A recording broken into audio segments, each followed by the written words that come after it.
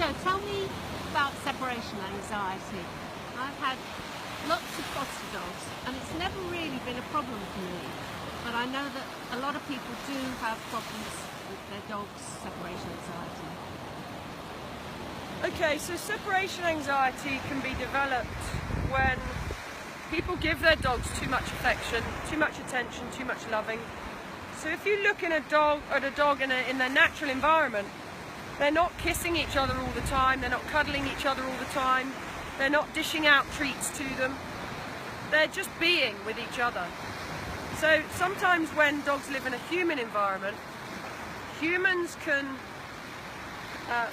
fulfill a need in them through their dogs. So if somebody wants love, wants attention, wants to know that that dog loves them, they'll constantly seek it. And the problem with that is you can create not a bond with your dog, but an addiction.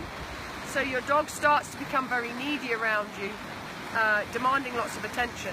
And then what you create is a dog that can't be independent from you and relies on you in order to survive.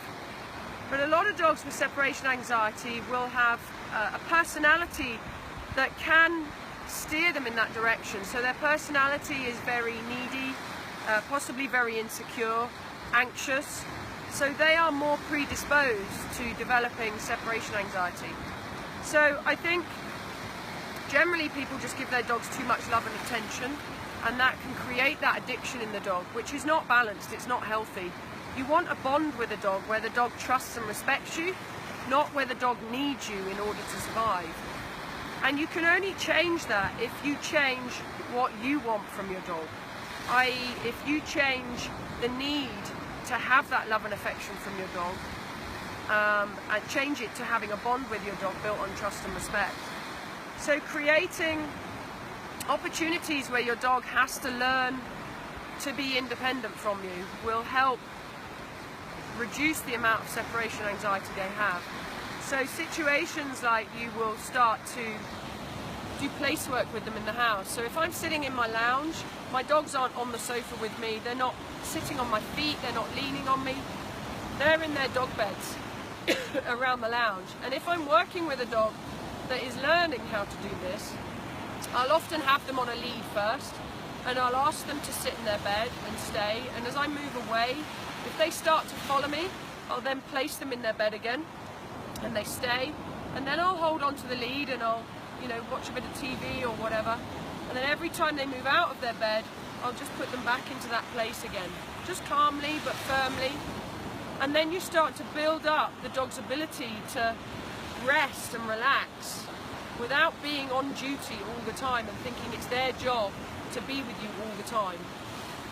The other strategy is to start leaving your dog. So maybe behind a stair gate or in a crate. I use crates a lot.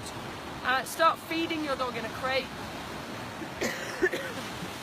so that they develop a positive understanding and positive relationship with that crate. And then you can start shutting them in that crate for small periods of time, maybe 5 minutes, 10 minutes. So they start to learn that crate is a place of rest and relaxation, not a place of anxiety. And then as that dog starts to be able to acclimatise to being in the crate or being behind the stair gate, they'll start to relax more, you'll be able to leave them for longer. So generally, try and do some separation work with your dog, and try not to have a dog where their job is to fulfill a need in you, because that just creates an unbalanced dog and then creates a whole wealth of behaviour issues. So separation anxiety is probably the hardest behaviour issue to crack because it requires patience from the people and it requires time. And it requires you to be selfless, not selfish, and desire that need and that constant attention from your dog. So Jo, what about when you leave a dog and you're going out or when you're coming back in? What are the tips that you give for that? So generally you want to ignore the dog when you're coming back in or when you're leaving. So no touch, no talk, no eye contact, until they are calm and until they're pretty much disinterested in you. So what we're doing is teaching them that they will get affection and reward when they're calm and balanced and relaxed, not when they're excited, jumping up, anxious, whining at you. Because if you give affection at that point, you're just rewarding that behaviour, and then that behaviour will just continue. Okay, have a good day. We're just going to carry on walking on Kalamaki Beach with Penny and Lily and just building some recall. I'll see you later, guys.